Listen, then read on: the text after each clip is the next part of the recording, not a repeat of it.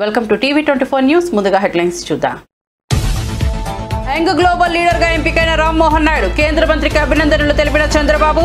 రామ్మోహన్ కృషి నాయకత్వ పటిమకు లభించిన గుర్తింపుని ప్రశంస. తెలుగు వారికి దేశానికి గర్వకారణమని వెల్లడి.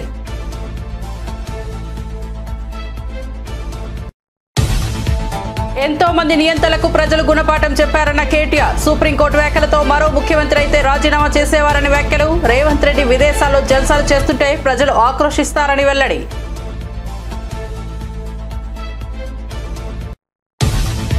పోక్సో కేసుల్లో 60% నిందితులు 18 ఏళ్ల లోపు వారేనని హోంమంత్రి వంగల్పూడి అనిత వెల్లడి. 20 ఏళ్ల లోపు వారే మరో 20% ఉండటాన్ని ఆందోళనగా పేర్కొన్న అనిత. విద్యాలయాల్లో పోక్సో చట్టంపై అవగాహన పెంచి స్వీయ క్రమశిక్షణ సబ్జెక్టుగా చేర్చనున్నట్టు వ్యాఖ్య. దేశమంతా వక్ఫ్ బోర్డును అడ్డం పెట్టుకుని దోచుకుంటున్నారని కేంద్ర మంత్రి కిషన్ రెడ్డి ఆరోపణ. తెలంగాణలో వక్ఫ్ ఆదాయం ఎక్కడికి పోతుందో అక్బరుద్దీన్ రేవంత్ చెప్పాలని డిమాండ్. వక్ఫ్ ఆదాయం అసదుద్దీన్ అక్బరుద్దీన్ చెంచాలకు ఉపయోగపడుతోందని తీవ్ర విమర్శలు. బ్రిటిష్ వాళ్లకే భయపడిన పార్టీ కాంగ్రెస్ అన్న అద్దంకి దయాకర్. మోదీ అమిత్ షా కేడీలు అంటూ ధ్వజం. దేశం కోసం ప్రాణాలు అర్పించిన కుటుంబం మీద కక్ష కట్టారని ఆరోపణ.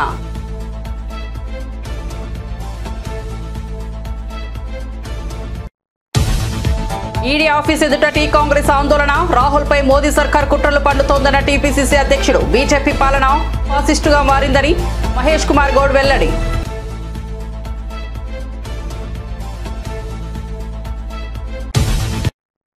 ఇక వార్త వివరాల్లోకి వెళ్తే, ప్రతిష్టాత్మక world economic forum young global leader గా ఎంపికైన కేంద్ర మంత్రి కింజరపు రామ్మోహన్ నాయుడుకు ముఖ్యమంత్రి చంద్రబాబు అభినందనలు తెలిపారు. రామ్మోహన్ నాయుడు అంకిత భావం, దార్శనికతకు లభించిన ఈ గౌరవం తెలుగు వారందరికీ గర్వకారణమని కొనియాడారు. యువ వయసులోనే ప్రజాసేవకు పరిపూర్ణంగా అంకితమైన రామ్మోహన్ నాయుడు భవిష్యత్తులో మరిన్ని శిఖరాలను అధిరోహించాలని ఆకాంక్షించారు. ఈ అంతర్జాతీయ గుర్తింపు దేశ ప్రతిష్టను మరింత పెంచుతుందని పేర్కొన్నారు. రామ్మోహన్ నాయకత్వ లక్షణాలు యువతకు స్ఫూర్తిదాయకమని కొనియాడిన చంద్రబాబు ఆయన సేవలు మరింత విస్తరించాలని ఆశాభావం వ్యక్తం చేశారు. పోక్సో కేసుల్లో 60% మంది నిందితులు 18 ఏళ్ల లోపు వారేనని, 20 ఏళ్ల లోపు వారు 20% మంది మాత్రమే ఉన్నారని హోంమంత్రి వంగల్పూడి అనిత చెప్పారు. విశాఖలో మహిళా రక్షణకు కలిసికట్టుగా అనే కార్యక్రమాన్ని ప్రారంభించిన అనంతరం ఆమె మీడియాతో మాట్లాడారు. అన్ని విద్యాలయాల్లో పోక్సో చట్టంపై అవగాహన కార్యక్రమాలు నిర్వహిస్తున్నట్లు తెలిపారు. స్వీయ క్రమశిక్షణ ఒక సబ్జెక్టుగా పాఠాల్లో చేర్చుతామన్నారు. కేసు పడిన వెంటనే అబ్బాయి మీద ఒక అమ్మాయికి 14 సంవత్సరాలు, అబ్బాయికి 17 సంవత్సరాలు. నేను ఆ కేసు చూడేసరికి ఎంత బాధ అనిపించిందంటే, అబ్బాయి చాలా మెరిట్ స్టూడెంట్, ఏమీ లేదు. అమ్మాయిని అఘాయిత్యం చెయ్యబోయాడు, అమ్మాయి సెక్షువల్ హెరాస్మెంట్ చేస్తున్నాడు అని చెప్పి ఒక కేసు పడింది. ఆ కేసు పడిన వెంటనే అబ్బాయి మీద పోక్సో యాక్ట్ రిఫ్లెక్ట్ అయింది. రిఫ్లెక్ట్ అయిన వెంటనే అబ్బాయిని తీసుకెళ్లి జువెనైల్లోకి వేస్తారు. ఎన్నో సంవత్సరాలు పడుతుంది. ఏముంది, బెయిల్ నుంచి బయటకు వస్తాడు, తర్వాత వాడు పనాడు చేసుకుంటాడు. ఎప్పుడుకో అవుతుంది ఈ శిక్ష. అప్పుడు మన పెద్దవాళ్ళైతే అందరూ మర్చిపోతారులే అని మీరు అనుకుంటారు. కానీ ఈ రోజు అలా లేవు. పోక్సో కేసులకి ప్రతి ఒక్క జిల్లాలోని కూడా స్పెషల్ కోర్ట్స్ నడుస్తున్నాయి, స్పెషల్ జడ్జెస్ ఉన్నారు. ఒక్కసారి పోక్సో కేసు పడింది అన్న తర్వాత వారికి జీవిత ఖైదు, 25 సంవత్సరాల జీవిత ఖైదు. ఒక్కొక్కసారి అబ్బాయి చేసిన ఎఫెన్స్ బట్టి 2 times ఆఫ్ జీవిత ఖైదు. ఒక్కొక్కసారి 20 సంవత్సరాలు, 25 సంవత్సరాలు. నీకున్న 17 సంవత్సరాలకి ఇంకో 27 సంవత్సరాలు, 25 సంవత్సరాలు అంటే ఆల్మోస్ట్ మిడిల్ ఏజ్ వచ్చేటంత వరకు కూడా నువ్వు జైల్లో మగ్గిపోతే, నీ మీద ఎన్నో ఆశలు పెట్టుకుని బతుకుతున్న నీ తల్లిదండ్రుల పరిస్థితి ఏంటి? అన్నయ్య అని చెప్పి 10 మందికి చూపించుకునే నీ చెల్లి పరిస్థితి ఏంటి? ఒక్కసారి ఆలోచించండి. కుటుంబం ద్వారా ఆలోచన తీరాలా ఉంటుందో ఆలోచించండి. నేను ఇది మిమ్మల్ని భయపెట్టడానికో లేకపోతే ఏదో జరిగిపోతుందని చెప్పడానికో కాదు. వన్స్ ఒక్కసారి అటువంటి సెక్షువల్ హెరాస్మెంట్ కేసు కానీ, పోక్సో కేసు కానీ, నిర్భయ కేసు కానీ, ఎందుకంటే ఇప్పుడు నేను తీసుకోవడానికి ప్రధానమైన కారణం ఏంటంటే, రీసెంట్ గా సిపి విజయవాడ ఒక అనాలిసిస్ చెప్తే చాలు మీరు లోపలికి వెళ్ళిపోతారు. నాకు ఒక్కసారి అనిపిస్తుంటది, నేను చిన్నప్పుడు నేను చదువుకునే ఏజ్లో హ్యాపీగా నైట్ 8 o'clock కూడా ట్యూషన్కి వెళ్ళి ట్యూషన్ నుంచి సేఫ్ గా మేము ఇంటికి వచ్చేవాళ్ళం. కానీ ఈ రోజు 6 గంటల టైంలో ఒక ఆడపిల్ల ఇంటికి పంపించాలంటే, అమ్మ వెళ్తున్నా, అమ్మ ఆటో ఎక్కాను, అమ్మ దిగానని చెప్పి లైవ్ లొకేషన్ పెట్టండి అని చెప్తాం. మీరు నమ్ముతారా? ఈ రోజుకి కూడా ఇస్ ఎ హోమ్ మినిస్టర్. మా అబ్బాయి ఆర్కిటెక్చర్ 4th year చదువుతున్నాడు. వాడిని బెంగళూరు పంపించేటప్పుడు ఒకరిని పంపించేటప్పుడు, కానీ మా అమ్మాయి +2 చదువుతుంది. అమ్మాయి స్కూల్కి వెళ్ళేటప్పుడు ఆ ఇచ్చిన డ్రైవర్కి లైవ్ లొకేషన్ పెట్టమంటాను, అమ్మాయి లైవ్ లొకేషన్ పెట్టమంటాను. అంటే పరిస్థితి అలా, సిచ్యువేషన్స్ అలా వచ్చేసినాయి. కరెక్ట్ గా 20 years 30 years బ్యాక్ ఏమీ కాకుండా ఇంటికి సేఫ్ గా వచ్చాము. కాంగ్రెస్ పార్టీని ఈడీ కేసులతో భయపెట్టాలనుకోవడం పుట్టెడు భ్రమేరని డిప్యూటీ సీఎం బట్టి విక్రమార్క వ్యాఖ్యానించారు. హైదరాబాద్ లో మీడియాతో మాట్లాడిన ఆయన నేషనల్ హెరాల్డ్ పత్రికను స్వాతంత్ర్యం కోసం నెహ్రూ స్థాపించారని గుర్తు చేశారు. గాంధీ కుటుంబం బ్రిటిష్ వారికే భయపడలేదని, బీజేపీ నేతల కేసులకు కాంగ్రెస్ కార్యకర్తలు కూడా వెనుకాడరని స్పష్టం చేశారు. తెలంగాణలో కాంగ్రెస్ ప్రభుత్వం ఎన్నో హామీలు నెరవేర్చిందని తెలిపారు. కులగణనలో 56% బీసీలు ఉన్నట్లు తేలిందని, దేశవ్యాప్తంగా కూడా అదే జరగాలన్న రాహుల్ గాంధీ డిమాండ్కు మోడీ భయపడుతున్నారని తీవ్ర వ్యాఖ్యలు చేశారు. పోరాటం చేపడితే ఆగేది లేదని హెచ్చరించారు. ఈ దేశానికి ప్రపంచానికి తెలియజెప్పే కార్యక్రమంలో భాగంగానే ఇక్కడ మనం కార్యక్రమాన్ని ఏర్పాటు చేసుకున్నాం. అంతేకాని భారతీయ జనతా పార్టీ కేంద్ర ప్రభుత్వం ఏదో కేసులు పెట్టింది, ఆ కేసులకు భయపడి ఇక్కడ మనం కూర్చోలేం. ఇక్కడ కూర్చోవడం వల్ల వాస్తవ విషయాలు దేశానికి ప్రపంచానికి తెలియాలని శాంతియుత మార్గంలో ఇక్కడ కూర్చొని దేశానికి ప్రపంచానికి తెలియజేస్తా ఉన్నాం. 3 అంశాలు ఉన్నాయి. ఒకటి గాంధీ కుటుంబం, 2 కాంగ్రెస్ పార్టీ, 3 నేషనల్ హెరాల్డ్ పేపర్.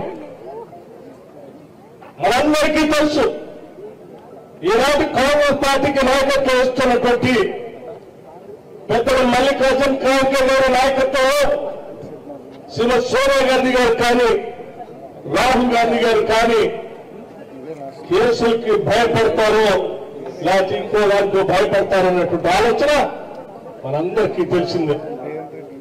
ఎందుకంటే రాహుల్ గాంధీ గారి ఒంట్లో పారుతున్నటువంటి రక్తం ఈ దేశం కోసం త్యాగాలు చేసినటువంటి వారి పూర్వీకులు చేసినటువంటి త్యాగాలు వారి ఒంట్లో రక్తంగా ఈరోజు ప్రవహిస్తాం.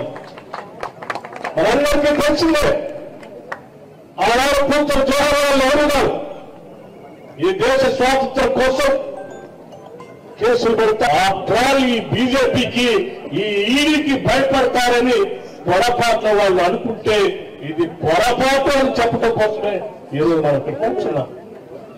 రెండో అంశం అఖిల భారత కాంగ్రెస్ కమిటీ గాంధీ కుటుంబాన్ని కేసుల్లో పెట్టి కాంగ్రెస్ పార్టీని భయపెట్టాలన్నటువంటి ప్రయత్నం చేస్తా ఉన్నారు. మేము ఒక్కటే చెప్పదలుచుకున్నాం, ఆనాటి రవి వస్తున్న బ్రిటిష్ సామ్రాజ్యవాదుల శక్తులకే వ్యతిరేక టీటీడీ ఎస్వీ గోశాలలో గోవుల మృతి అంశంపై తిరుపతిలో ఉద్రిక్తతలు చెలరేగాయి. గోశాలకు వస్తానన్న వైసీపీ నేత భూమన కరుణాకర్ రెడ్డి ఇంటిని పోలీసులు హౌస్ అరెస్ట్ చేశారంటూ వార్తలు వైరల్ అయ్యాయి. అయితే ఈ ఆరోపణలను తిరుపతి ఎస్పీ హర్షవర్ధన్ రాజు ఖండించారు. భూమనకు గోశాల సందర్శనకు అనుమతి ఇచ్చామని, ఒకేసారి 2 పార్టీల నేతలు వెళ్లకూడదన్న సూచన మాత్రమే చేశామన్నారు. వ్యక్తిగత భద్రతా బలగాలతో వెళ్లవచ్చని వివరించారు. టీటీడీ గోశాలలో ఆవుల మృతిపై టీడీపీ వైసీపీ మధ్య సవాళ్లు ప్రతి సవాళ్లతో తిరుపతిలో రాజకీయం వేడెక్కింది. సంబంధించిన కేవలం కొద్ది మందితోటే రావాలా, వచ్చి వాళ్ళు చూసుకెళ్ళొచ్చు అనే విషయం మనం వాళ్ళకి తెలియజేయడం జరిగింది. సో అదే విషయంగా అందరికీ కూడా కమ్యూనికేట్ చేస్తాం. ఇప్పుడు మన అధికార పార్టీకి సంబంధించిన నాయకులు వచ్చారు, అంటే ప్రతిపక్ష పార్టీకి సంబంధించి కూడా వాళ్ళు కూడా ఎవరు రావాలనే దాని గురించి చెప్పడం జరిగింది. సో దాని గురించి ప్రస్తుతం మనం బందోబస్తు చేసుకుని చూస్తున్నాం. హౌస్ అరెస్ట్ అనేది లేదు, వాళ్ళు వెళ్ళొచ్చు అనే విషయం వాళ్ళకి మొదటి నుంచి కూడా ఉదయం నుంచి కూడా చెప్తున్నాము. అయితే వెళ్లే విషయంలో వాళ్ళు ఒక్కరే రావాలి, వాళ్ళతోటి వేరే వాళ్ళు ఉంటే అంటే లా అండ్ ఆర్డర్ సిచ్యుయేషన్ ఉండొచ్చు, ఇటువంటి సర్కమ్స్టాన్సెస్ ఉన్నాయి కాబట్టి మనం ఒక్కరే రావాలని చెప్పి వాళ్ళు సూచించడం జరిగింది. పోలీసులు అడ్డుకున్నారు, దురుసుగా ప్రవర్తించారని అది వాస్తవం కాదు. పోలీసులు ఎక్కడా కూడా దురుసుగా ప్రవర్తించారు. దాని గురించి లీగల్ ఒపీనియన్ తీసుకున్నాం, దాని మీద అప్రోప్రియేట్ యాక్షన్ తీసుకున్నాం. ఎక్కడా కూడా పోలీసు పొరపాటును కూడా ఎవరితో కూడా దురుసుగా ప్రవర్తించలేదు. కేవలం మనం వాళ్ళకి ఉన్న లా అండ్ ఆర్డర్ సిచ్యుయేషన్ గురించి వాళ్ళకి అప్రైజ్ చేస్తున్నాం, వాళ్ళకి సెన్సిటైజ్ చేస్తున్నాం, చేసి పోలీసుకి సహకరించి కేవలం వారితో పాటు ఎంపీ గురుమూర్తి గారు వాళ్ళు ఎవరైతే వాళ్ళిద్దరే రావాల్సిందిగా విజ్ఞప్తి చేస్తాం. అంతే. అంటే పెద్ద ఎత్తున పోలీసులు లోపలికి వెళ్లారు, బయట రానివ్వకుండా అడ్డుకున్నారు, అసలు కనీసం కాలు కూడా పెట్టనివ్వలేదని చెప్పి అది వాస్తవం కాదు. అధికార పార్టీకి సంబంధించి అనేక మంది నాయకులు, ఎమ్మెల్యేలతో పాటు కొంతమంది కార్యకర్తలు, మిగతా వాళ్ళు కూడా పంపించారు. వాళ్ళు మాత్రం అనుమతించలేదనేది ప్రధానంగా మనం చూస్తే నిజానికి చాలా మందిని మనం స్క్రీన్ చేసాం. ఇక్కడ కూడా గోశాలలో కూడా వచ్చిన వాళ్ళందరినీ కూడా స్క్రీన్ చేసి కేవలం అధికార ప్రతినిధుల వరకే లోపల పంపించడం జరిగింది. మీరు కూడా చూశారు. రేవంత్ రెడ్డి చేసిన హెచ్సియు భూముల 10,000 కోట్ల కుంభకోణంపై కేటీఆర్ సంచలన వ్యాఖ్యలు చేశారు. కేంద్రం ఇప్పటి వరకు విచారణకు ఆదేశించకపోవడంపై ప్రశ్నించిన ఆయన చెరువును తాకట్టు పెట్టిన ఘనత రేవంత్ కే దక్కుతుందని ఆగ్రహం వ్యక్తం చేశారు. కేంద్ర ఎన్నికల సంఘం నివేదిక ఆధారంగా ఇండిపెండెంట్ ఇన్వెస్టిగేషన్ టీం ఏర్పాటు చేయాలని డిమాండ్ చేశారు. ప్రైవేట్ సైన్యంలా వ్యవహరిస్తున్న కొంతమంది పోలీసులపై కూడా సుప్రీంకోర్టుకు వెళ్లతామని హెచ్చరించారు. ఈ పిచ్చి సర్కార్ 5 ఏళ్లు కొనసాగితే రాష్ట్రం వినాశనం వైపు నడుస్తుందని కేటీఆర్ విమర్శించారు. మేము చిరవర్తులం, మేము రారాజులం అని ఎవరైనా భావిస్తే ప్రజాస్వామ్యంలో దానికి తావులేదు. ఈ దేశంలో ఉండే 4 స్తంభాల్లో ఇది తప్పకుండా సరైన సమయంలో సరైన పద్ధతుల్లో స్పందిస్తుంది అని చెప్పి నిన్న సుప్రీంకోర్టులో జస్టిస్ గవాయ్ గారి నేతృత్వంలో జరిగిన ఆ వాదోపవాదాలు విన్న తర్వాత ఈ దేశంలో సగటు పౌరుడికి న్యాయ వ్యవస్థ మీద గౌరవం పెరిగే విధంగా, ముఖ్యంగా అధికారంలో ఉన్న వాళ్ళ అహంకారం తగ్గే విధంగా ఉన్నదని చెప్పక తప్పదు. నిన్నటి సుప్రీంకోర్టు యొక్క డైరెక్షన్, ఆ 100 ఎకరాలు ఎప్పుడు రిస్టోర్ చేస్తారు, ఎక్కడైతే మీరు చెట్లు కొట్టేసి ఆ పర్యావరణాన్ని అతలాకుతలం చేసినారో ఎప్పుడు మళ్ళీ తిరిగి పునరుద్ధరిస్తారు, ఎట్లా పునరుద్ధరిస్తారు అనే స్పష్టమైన ఒక రోడ్ మ్యాప్తో రండి. లేకపోతే అక్కడనే అదే స్థలంలో ఒక తాత్కాలిక కారాగారం ఏర్పాటు చేసి, తాత్కాలిక జైలు ఏర్పాటు చేసి మీ అధికారులను జైలుకు పంపుతాం అనే మాట సుప్రీంకోర్టు చెప్పింది. అంటే నిజానికి ఇంకో ముఖ్యమంత్రి అయితే కొంత ఆత్మాభిమానం, కొంత పౌరుషం, కొంత సిగ్గు ఇవన్నీ ఉన్న ముఖ్యమంత్రి అయితే ఈ పాటికి రాజీనామా చేసి పోవాలి. కానీ అక్కడ ఉన్నది రేవంత్ రెడ్డి. ఆయన కిందాక నేను చెప్పిన ఇలాంటి ఏవి కూడా లేవు కాబట్టి సహజంగానే దులుపుకొని పోతూ ఉన్నారు. కానీ నిన్న సుప్రీంకోర్టు డైరెక్షన్ ఏదైతే ఉందో ఇది 100 ఎకరాలు వెంటనే పునరుద్ధరించాలనేది, ఇది విద్యార్థుల విజయం, ఇది హైదరాబాద్ సెంట్రల్ యూనివర్సిటీ యొక్క ప్రొఫెసర్ల విజయం. నిజంగా చెప్పాలంటే ఈ రాష్ట్రంలోని, ఈ దేశంలోని పర్యావరణ ప్రేమికుల విజయంగా చెప్పక తప్పదు. ఇవాళ ప్రపంచవ్యాప్తంగా, దేశంలోనే కాకుండా వివిధ దేశాల్లో ఉండి ఈ అంశం పట్ల స్పందించిన ప్రతి ఒక్కరికి, రేవంత్ రెడ్డి సర్కార్ చేసిన పర్యావరణ విధ్వంసం మీద గలమెత్తిన ప్రతి ఒక్కరికి, వారికి మద్దతుగా నిలబడ్డ ప్రతి ఒక్కరికి కూడా హృదయపూర్వకంగా నా ధన్యవాదాలు, మా పార్టీ తరఫున వారికి అభినందనలు. అయితే ఇక్కడ కంచెగచ్చిబౌలి అటవీ భూముల్లో విధ్వంసాన్ని ఆపి పర్యావరణాన్ని పునరుద్ధరించాలని చెప్పినందుకు సుప్రీంకోర్టుకు కూడా వారికి హృదయపూర్వకంగా మా ధన్యవాదాలు. సిఎస్ గారితో పాటు రాష్ట్ర చీఫ్ వైల్డ్ లైఫ్ వార్డెన్కి ఆదేశాలు ఇవ్వడం, అది కూడా నేరుగా సుప్రీంకోర్టు ఇవ్వడం అంటే మరి దానికి మించిన ఇంకో వేదిక లేదు. కాబట్టి తప్పకుండా రాష్ట్ర ప్రభుత్వానికి కూడా ఇది అమలు చేయక తప్పదు. అట్లాగే క్షేత్రస్థాయిలో పర్యటించి ఆ సిఈసి సెంట్రల్ ఎంపవర్డ్ కమిటీ ఏదైతే ఉన్నదో అందరినీ కలిసి వాస్తవాలను వెలుగులోకి తెచ్చినందుకు వారికి కూడా హృదయపూర్వకంగా మా ధన్యవాదాలు. మరి ఇందులో నిన్న సెంట్రల్ ఎంపవర్డ్ కమిటీ రిపోర్టు మీరు ఎంతమంది చూశారో లేదో నాకు తెలియదు. ఎంత తీవ్రంగా ఉంది అంటే సుప్రీంకోర్టు అపాయింట్ చేసిన సాధికార కమిటీ ఇది. ఎన్నికలు సమీపిస్తే కేంద్ర దర్యాప్తు సంస్థలను అస్త్రంగా మలచడం మోదీ, అమిత్ షాల పాత అలవాటు అని టీపీసీసీ అధ్యక్షుడు ఎమ్మెల్సీ మహేష్ కుమార్ గౌడ్ ఆగ్రహం వ్యక్తం చేశారు. నిర్దోషులను లక్ష్యంగా చేసుకుని కుట్ర రాజకీయాలు చేయడం బీజేపీ ప్రభుత్వానికి తక్కువ కాదన్నారు. ప్రజలను తప్పుదోవ పట్టించేలా ఈడీ, సిబిఐ వంటి సంస్థలను దుర్వినియోగం చేస్తూ ప్రతిపక్షాల గొంతును నొక్కాలని చూస్తున్నారని మండిపడ్డారు. దేశంలో ప్రజాస్వామ్యాన్ని అణిచివేయాలనే ధోరణితో మోదీ సర్కార్ వ్యవహరిస్తోందన్నారు. మనీ లాండరింగ్ జరిగిందని ఒక పూచితోని 2014లో బీజేపీ ప్రభుత్వం వచ్చినాడు మొదలుకొని ఇప్పటి వరకు గాంధీ కుటుంబాన్ని బాధపెడుతూ వస్తా ఉన్నారు. మన పేపర్ కి మనం అప్పించుకున్నాం. నేషనల్ హెరాల్డ్ అనేది కాంగ్రెస్ పార్టీ యొక్క పేపర్, అది నష్టాల్లో ఉంది, జీతపత్రాలకు డబ్బులు లేవనుకున్నప్పుడు మన పేపర్ కి మన పార్టీ అప్పించుకుంది, రుణం ఇచ్చుకుంది. దాంట్లో మనీ లాండరింగ్ ఎక్కడి నుంచి వచ్చిందో అర్థం అవట్లేదు. కొన్ని సంస్థ వేరొకగా మనం కొన్నామంటే అదే కాదు. అసోసియేట్ జర్నలిస్ట్ సంస్థ అనేది నెహ్రూ గారు స్థాపించిన సంస్థ. ఆ తర్వాత 2010లో కాంగ్రెస్ పార్టీ అధున ఏర్పడినట్టు యంగ్ ఇండియా సంస్థ. ఇవన్నీ కూడా కాంగ్రెస్ లో అంతర్భాగం. దాంట్లో గాంధీ కుటుంబ సభ్యులతో పాటు చాలా మంది వాటాదారులుగా ఉన్నారు. మన సంస్థ ఆధ్వర్యంలో నడుస్తున్న మన పేపర్ కి మనం రుణం ఇచ్చుకుంటే వేరొక ప్రమేయం లేదు, వేరొక రూపాయి ఇచ్చింది లేదు, వేరే చోట రుణం తెచ్చుకుంది లేదు, వేరొక డబ్బు వృధా చేసింది లేదు. అయినప్పటికీ రాహుల్ గాంధీకి అడ్డుకట్ట వేయాలి. రేపు బీహార్లో ఎన్నికలు ఉన్నాయి. బీహార్లో ఎన్నికలు గెలవాలంటే ఏదో ఒక సెన్సేషన్ సృష్టించాలి. గుజరాత్ లో వారి గుండె అయిన గుజరాత్ లో సిడబ్ల్యూ సమావేశాలు పెడితే నొప్పి పుట్టింది వాళ్ళకి. మోడీ వన్నే తగ్గుతా ఉన్నటువంటి సందర్భంలో మళ్ళీ ఇచ్చిన ఎన్నికల నాటికి మోడీ ప్రభావం పూర్తిగా తగ్గి కాంగ్రెస్ పార్టీ అధికారంలోకి వస్తుంది. రాహుల్ గాంధీ గారు ప్రధానమంత్రి అవుతారు కాబట్టి వీళ్ళని ఇబ్బంది పెట్టాలి. తెలంగాణలో వక్ఫ్ బోర్డు సవరణ చట్టంపై బీజేపీ సీరియస్ అవుతోంది. ఈ చట్టంపై నేతలకు అవగాహన కల్పించేందుకు హైదరాబాద్ లో వర్క్ షాప్ నిర్వహించింది. కేంద్ర మంత్రి కిషన్ రెడ్డి నేతృత్వంలో నిర్వహించిన ఈ సమావేశంలో జిల్లాల వారీగా జాన జాగరణ అభియాన్ చేయాలని నిర్ణయించారు. ఈ నెల 20 నుండి ప్రతి జిల్లాలో 3 చొప్పున నేతల బృందాలు చట్టంపై స్పష్టతనిచ్చేందుకు ప్రచారానికి సిద్ధమవుతున్నాయి. వక్ఫ్ బోర్డును ఓవైసీ బ్రదర్స్ అనుచరుల లాభానికి వాడుకుంటున్నారని, భూముల దోపిడీకి ఇది మార్గం అయిందని కిషన్ రెడ్డి ఆగ్రహం వ్యక్తం చేశారు. ఇకపై డాక్యుమెంట్లు నేతల ఇళ్లలో కాదు కంప్యూటర్లో ఉంటాయని తేల్చేశారు. ప్రదీప్ కుమార్ గారు, బంగారు శృతి గారు,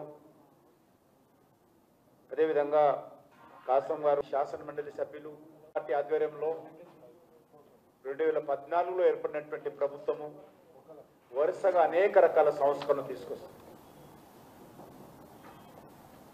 అది జిఎస్టీ బిల్లు కావచ్చు, ఆర్థిక వ్యవస్థను మెరుగుపరిచే విషయం కావచ్చు, లేక డిజిటల్ ట్రాన్సాక్షన్ కావచ్చు, లేకపోతే విదేశీ విధానం కావచ్చు, ఆర్టికల్ 370 కావచ్చు, ట్రిపుల్ తలాక్ కావచ్చు, ఈ రకంగా అనేక సంస్కరణలు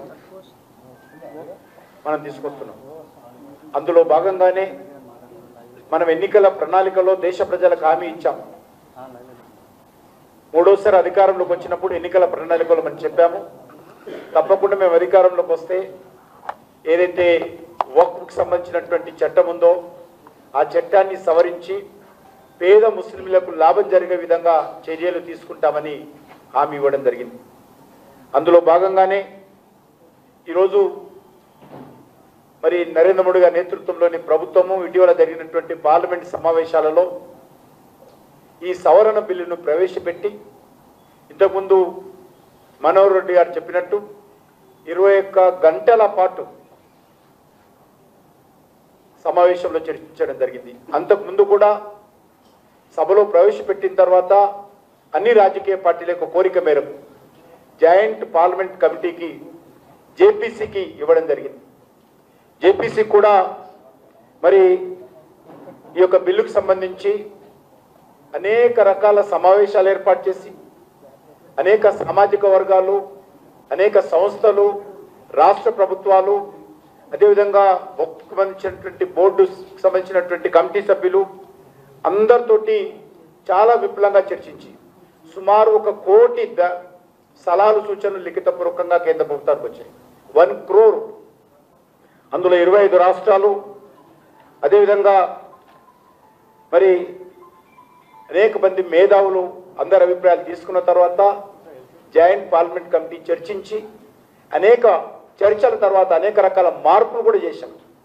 ఆ కమిటీ ఇచ్చినటువంటి అనేక సూచనలు కూడా తీసుకొని, ఎందుకంటే ఇది ప్రజలకు ఉపయోగపడాలి, దేశానికి ఉపయోగపడాలి, దేశానికి మేలు జరగాలి, ముఖ్యంగా ముస్లిం సామాజిక వర్గాలు ఉన్నటువంటి పేదలకు మేలు జరగాలనే దృక్పథంతో ఏ రకమైనటువంటి పట్టుదలకు పోకుండా వాళ్ళు ఇచ్చినటువంటి అనేక సూచనలు కూడా అంగీకరించి పార్లమెంటులో పునః ప్రవేశపెట్టి ఈ బిల్లును 21 గంటల పాటు చర్చించి ఆమోదించడం జరిగింది. కాబట్టి Bharatiya Janata party national Herald కేసులో సోనియా, రాహుల్ గాంధీలపై ఈడీ ఛార్జ్షీట్ ను నిరసిస్తూ కాంగ్రెస్ హైదరాబాద్ ఈడీ ఆఫీస్ ఎదుట ధర్నా చేపట్టింది. ఈ సందర్భంగా ఏఐసీసీ తెలంగాణ ఇన్ఛార్జ్ మీనాక్షి నటరాజన్ తీవ్ర వ్యాఖ్యలు చేశారు. లావాదేవీలు జరగనప్పుడు మనీ లాండరింగ్ ఎలా జరుగుతుందని ప్రశ్నించారు. రాహుల్ గాంధీ గుజరాత్ ఎన్నికల్లో బీజేపీని ఓడిస్తామన్న రోజు నుంచే మోడీ సర్కార్ కక్ష సాధింపులకు దిగిందని ఆరోపించారు. దేశంలో ఆందోళనకర పరిస్థితి నెలకొన్నదని, ప్రజాస్వామ్యం ప్రమాదంలో ఉందని ఆవేదన వ్యక్తం చేశారు. కుంభమేళాలో కుల వివక్ష, పేద హిందువులపై ప్రభుత్వ నిర్లక్ష్యం గురించి హాట్ కామెంట్స్ చేశారు. उसका विरोध करने के लिए यहाँ पर इकट्ठा हुए हैं। थोड़ा सा हमको समझना चाहिए कि आखिर चार्जशीट तक की बात कैसे पहुंची। जब पार्लियामेंट में खड़े होकर नेता प्रतिपक्ष माननीय राहुल जी ने कहा और माननीय प्रधानमंत्री जी के आंख से आंख मिलाकर कहा कि अब हम आपको गुजरात में चुनौती देने के लिए आ रहे हैं। उसके बाद आदरणीय राहुल जी ने गुजरात के हमारे तमाम कार्यकर्ता बंधुओं से जाकर बातचीत की, पूरे 2 दिन का समय उनके साथ बिताया और हमारे माननीय कांग्रेस अध्यक्ष सम्मानित खारगे जी ने उनके नेतृत्व में 2 दिवसीय कांग्रेस कार्य समिति की बैठक और एआईसीसी का महाअधिवेशन वहां पर हुआ। उस अधिवेशन के बाद जैसे ही उसमें हमारे पार्टी के बलराम नायक जी भी शामिल हैं, वंशी जी भी शामिल हैं तेलंगाना से, मुझे भी उसमें एक जिले में काम करने का सौभाग्य मिला है। उसकी जब कार्यशाला अहमदाबाद में हो रही थी उस दिन चार्जशीट दायर किया गया।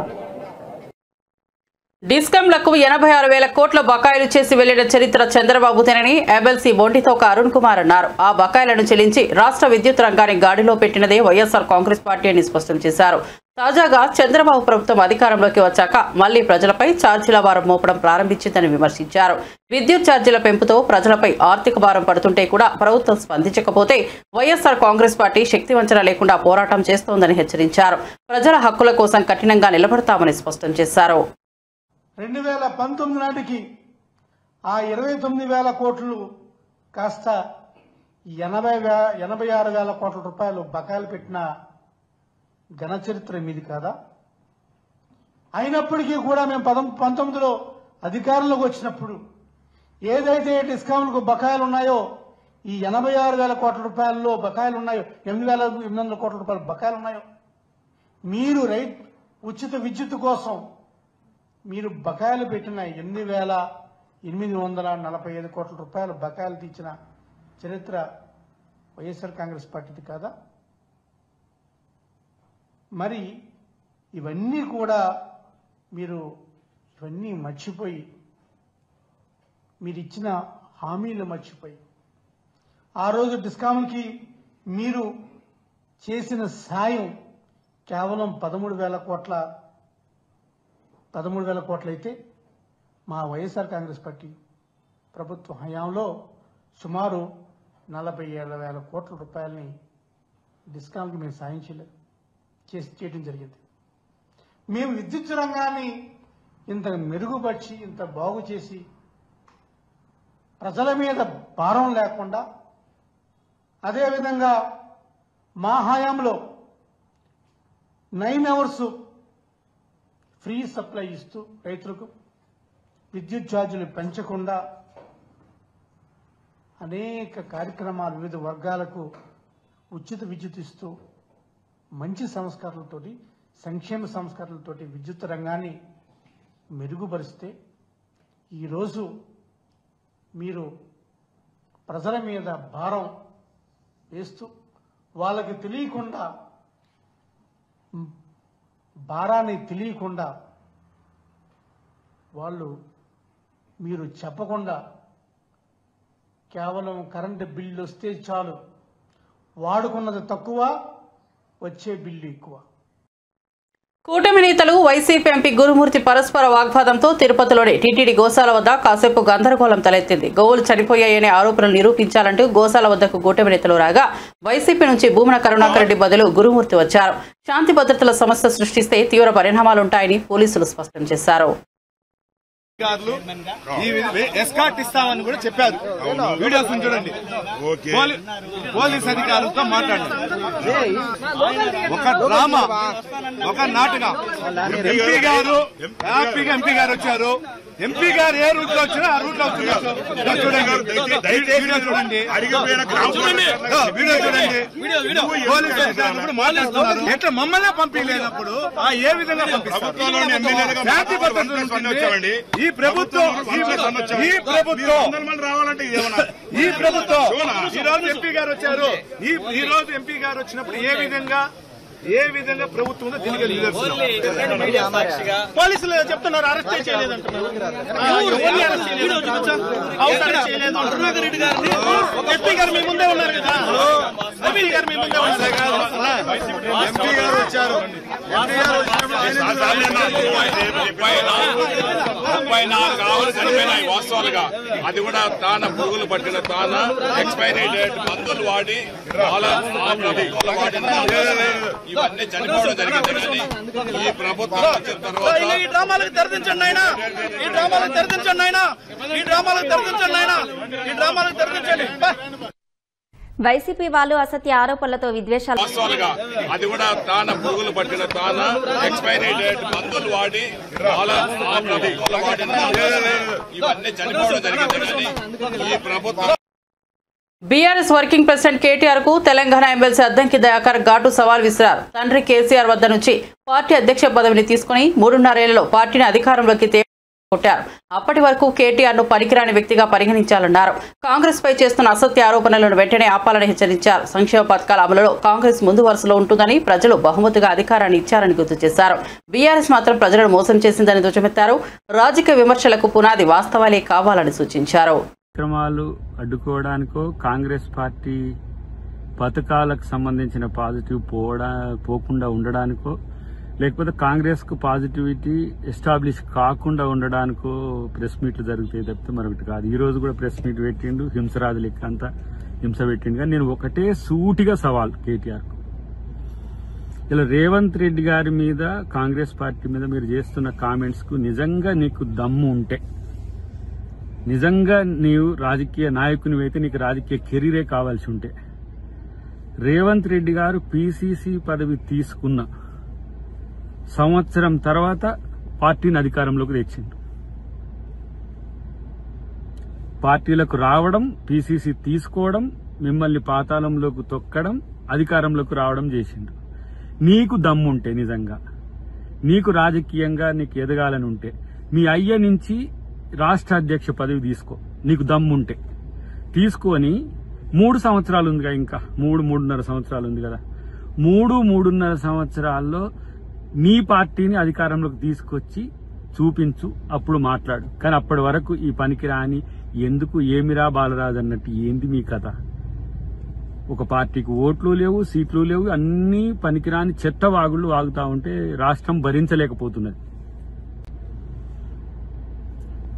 ఈరోజు ఇక్కడ బీజేపీకి వ్యతిరేకంగా ఈడీ ఆఫీసు ముందు కాంగ్రెస్ పార్టీ ధర్నా జరుగుతున్నది. దేశవ్యాప్తంగా కూడా అదే ధర్నా జరుగుతున్నది. మాట్లాడితే బీజేపీ వ్యవస్థలంతా విధ్వంసం చేస్తున్నది, కేసులు పెడుతున్నది, సిబిఐలు వాడుతున్నది, ఈడీలు వాడుతున్నది, లేకపోతే ఐటీలను వాడుతుందని అంటున్నావు కదా. ఇవాళ ఇక్కడ మేము ధర్నా చేస్తుంటే దీన్ని డిస్టర్బ్ చేయడానికి నువ్వు నీ ప్రెస్ మీట్, నీ ఏంది కాన్సన్ట్రేషన్ డైవర్ట్ కావడానికి చేసినావు, సరే ఓకే.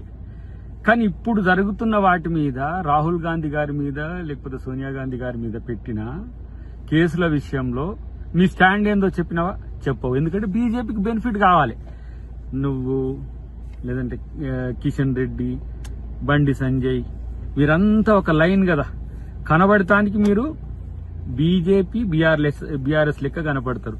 సైంటిఫిక్ గా చెప్పాలంటే బీజేపీ కమలం పువ్వుకు బీఆర్ఎస్ గులాబీ పువ్వును అంటగట్టినట్టు కనపడుతున్నాయి.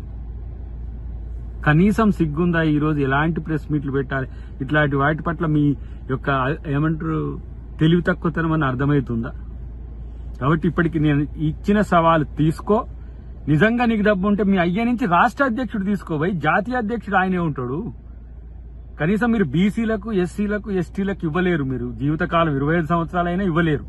ఇదన్నా నువ్వన్నా తెచ్చుకొని కారానాయన అని చెప్పేసి మేము డిమాండ్ చేస్తున్నాం. లేకపోతే సొంటకాయ వాదనలు.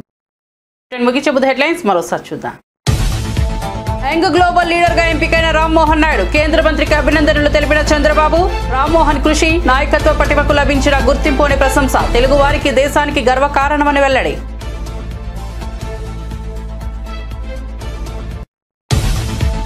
ఎంతో మంది నియంతలకు ప్రజలు గుణపాఠం చెప్పారన్న కేటీఆర్. సుప్రీంకోర్టు వ్యాఖ్యలతో మరో ముఖ్యమంత్రి అయితే రాజీనామా చేసేవారని వ్యాఖ్యలు. రేవంత్ రెడ్డి విదేశాల్లో జల్సాలు చేస్తుంటే ప్రజలు ఆక్రోశిస్తారని వెల్లడి.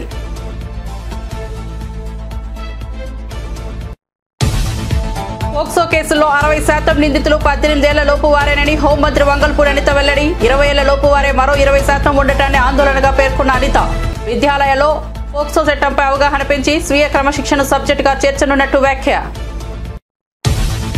దేశమంతా వక్ఫ్ బోర్డును అడ్డం పెట్టుకుని దోచుకుంటున్నారని కేంద్ర మంత్రి కిషన్ రెడ్డి ఆరోపణ. తెలంగాణలో వక్ఫ్ ఆదాయం ఎక్కడికి పోతుందో అక్బరుద్దీన్ రేవంత్ చెప్పాలని డిమాండ్. వక్ఫ్ ఆదాయం అసదుద్దీన్ అక్బరుద్దీన్ చెంచాలకు ఉపయోగపడుతోందని తీవ్ర విమర్శలు. బ్రిటిష్ వాళ్లకే భయపడిన పార్టీ కాంగ్రెస్ అన్న అద్దంకి దయాకర్. మోదీ అమిత్ షా కేడీలు అంటూ ధ్వజం. దేశం కోసం ప్రాణాలు అర్పించిన కుటుంబం మీద కక్ష కట్టారని ఆరోపణ.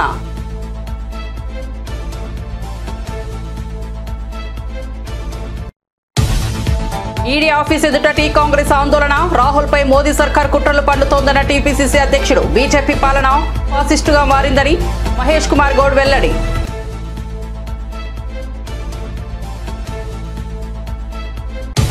మరిన్ని అప్డేట్స్ కోసం చూస్తూనే ఉండండి టీవీ 24 న్యూస్.